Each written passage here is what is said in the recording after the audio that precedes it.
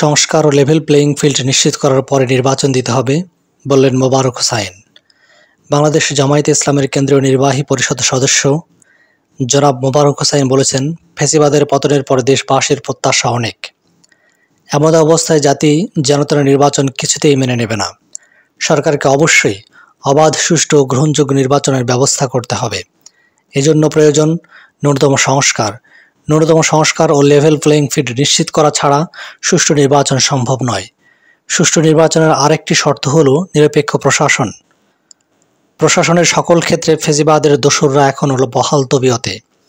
এই প্রশাসন দিয়ে সুষ্ঠু নির্বাচন কোনোভাবেই সম্ভব নয়। প্রশাসনকে ঢেলে সাজাতে হবে। তিনি আরও বলেন, অন্তর্বর্তী সরকারকেই জুলাই যোদ্ধাদের আইনগত সুরক্ষা দিতে হবে। এই বিষয়টি পরবর্তী সংসদের জন্য কিছুতেই ঝুলিয়ে রাখা যাবে না। তাছাড়া শহীদ ও আহতদের পরিবারের পুনর্বাসনের লক্ষ্যে প্রত্যেক পরিবারের কমপক্ষে একজনকে যোগ্যতা অনুযায়ী চাকরির ব্যবস্থা করতে হবে।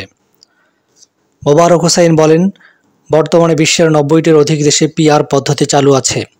পিআর পদ্ধতিতে প্রতিটি ভোট মূল্যায়িত হয়। এই পদ্ধতিতে কোয়ালিটি সম্পন্ন সংসদ গঠিত হয়।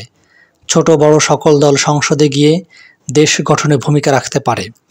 পিআর পদ্ধতিতে কোনো একটি দলের পক্ষে বিপুল সিট নিয়ে ক্ষমতায় যাওয়া ও তাদের ফ্যাসিবাদী হয়ে ওঠার সম্ভাবনা নেই।